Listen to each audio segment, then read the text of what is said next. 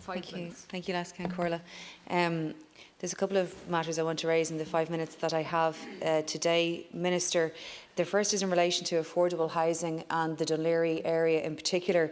Obviously, the First Home scheme is I'm very pleased to see the number of people registered across the state, nearly 1,700 with 423 certificates issued. That's progress, but obviously something has to be done differently in respect of Dún Laoghaire, where we just don't come within that bracket because of the way that house prices are there.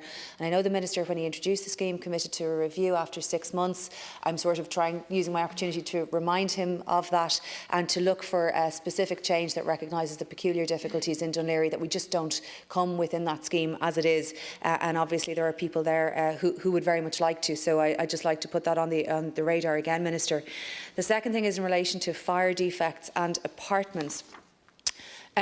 I'm sure that your office, like my own, has received a very considerable influx of correspondence from homeowners affected by apartment defects. In my own area in Dún Laoghaire, for example, in St Gabriel's, in Granitefield, Manor and Cabinteely. Now this would have been in advance of the working group report published back in July, but still since then. And I think you are aware of the practical issues faced by these homeowners, the difficulty, the impact on a family in particular. You can't necessarily insure these apartments. You can't necessarily move them on. You can't sell them even if your family has outgrown the apartment. One gentleman in my own constituency, his family has expanded, they need more space, but he cannot sell the apartment given its current condition and the uncertainty around resolving that. I know that it's a priority I know the government has committed to addressing that, but I wonder, I'd just like to use my time to flag what is the update on that. Obviously it's not within the budget, it's a separate mechanism, but we do need clarity on how that's going to be addressed, especially I think as well for people not just prospectively but those who have already rectified the issue at huge expense to their own, and whether there's any retrospective measure that can be brought in relation to that. So I just urge the Minister to continue to make this remediation of fire defects in apartments a priority, and to provide homeowners with an update where possible. The other thing I wanted to highlight was just in relation to the overall on the rental crisis, and I acknowledge the government's efforts in relation to tenants and additional support for tenants. I have to say, Minister, that I was disappointed on the landlord side not to see greater support for landlords. And I know that that has been an unfashionable thing to say over the last number of years, but that there are people coming around to the fact that there are two sides to every market and that you must keep landlords, especially small landlords, and I've seen deputies from People Before Profit refer to accidental landlords, keep those in the market if there's to be a rental sector and a broad rental sector.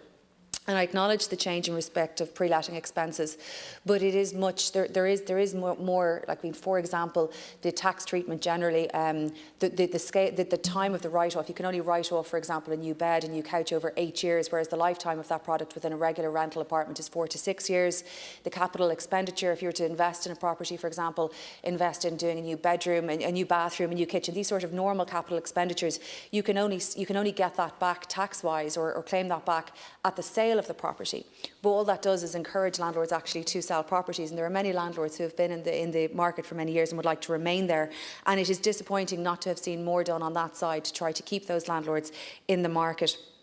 I'd like also to reference just some of the planning changes. I noticed the report today in the media by Savills, which says the planning framework is out of date, and I have to question some of that, like these comments by property interests in relation to that, and I hear these efforts to these questions about whether it was appropriate to de-zone lands, much of which was on floodplains, to be honest with you, and concentrate activity in areas of the city.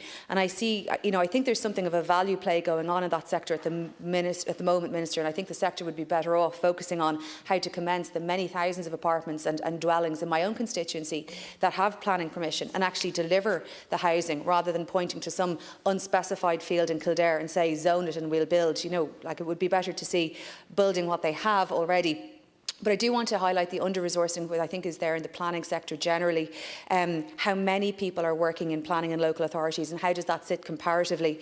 My most recent figure is that the numbers compare to about 2007, but the Minister may have a correction. I know the strategic workforce plan is being done by the local government sector. You can't build without planners, and the fees haven't increased either, as far as I'm aware, since 2001, 21 years ago, and there's only really 16% cost recovery in the sector. It's not sustainable, and it is, I think, adding to planning difficulties. I think I'm out of time, Ken Corla, am I? Well, can I just make one tiny point? That planning has evolved so much since 2001. I mean, the Habitats Directive, the Housing Needs Demands Assessment, and all of these additional work has to be done by planners. And I think there's something of a catch-up there. Thank you.